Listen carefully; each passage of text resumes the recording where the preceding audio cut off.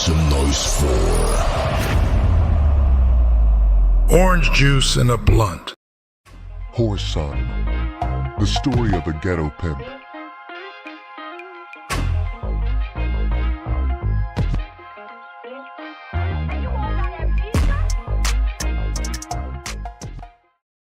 The smile that I forced was fictitious. The last thing I wanted to do was smile. I had a premonition that whatever she had to say would remove the amiable mood between us and leave a breach that would be hard to repair. She hadn't seemed to notice, because she announced, "You've heard of the pop singer Johnny Ringo, haven't you?" I stared at her coldly. "You talking about the blue-eyed soul, the white boy with the #1 record out right now?" Her eyes lit up. "Uh-huh, that's him. We haven't announced it yet, but we're supposed to be engaged and—" She froze in mid-sentence. My stare was so chilling, it paralyzed her. There was a burning rage inside of me that defied description. "I'd rather see you on your deathbed first, bitch." "Whoreson, I didn't know you were prejudiced," she said in a shocked voice. "Prejudice, hell, bitch. Every time one of you black bitches gets some kind of recognition with a little money to go with it, black men ain't good enough for you. Then you ask us why we want a pimp? That's all one of you funky bitches is good for, to be used." My voice dropped low, and it was full of scorn. "And to think, bitch, that you had enough nerve to tell me once about finishing school so that I could be something." She started to speak, but I interrupted. "Shut up. You once told me you wouldn't have a pimp. Well, dumb bitch, just what do you think you getting engaged to? It's for goddamn sure he wouldn't look at your black ass if you didn't have all that money in the bank from your records," I continued, not giving her a chance to speak.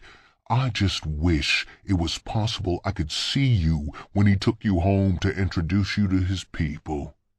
They'd look at you like you just crawled out from under some rock. If it wasn't for your money, bitch, they'd probably ask you to empty the goddamn ashtrays." There were tears in her eyes as she stared at me. "I thought you had changed, Whoreson. But I see a better education didn't really help you. You're still rotten underneath it all." I grabbed her arm and almost pulled her across the visiting table. "Don't no black man want to see no black woman get played on, tramp, so if that's rotten, I'm rotten clean through." With the back of my hand, I wiped my lips. "I have 10 times more respect for a whore than what I have for you, tramp. At least they are getting paid when they associate with a peck of wood, but you, pig, you don't have any excuse. And to think that you had the audacity to offer your lips to me." Again, I wiped my lips with the back of my hand. Then I leaned across the table and spit in her face. I pushed back my chair and got up. The guard had seen my action and was bearing down on me. "Get me out of here, peck of wood," I growled at him. As I walked towards the door, I could hear her sobs behind me. Before I left the visiting room, the last sight I saw was Janet, with her head down on the table, crying. For my behavior in the visiting room, I was given 7 days in a hole. Upon my release from the hole, I ran into my buddy, the old con.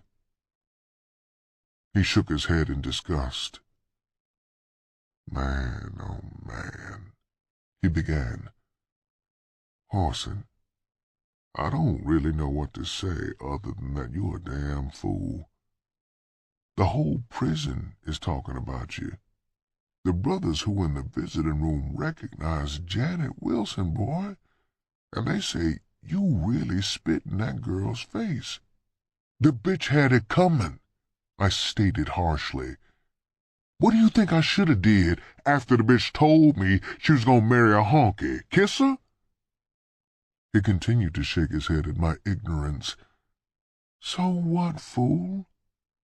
Do you think it helped your cause any by spitting in her face?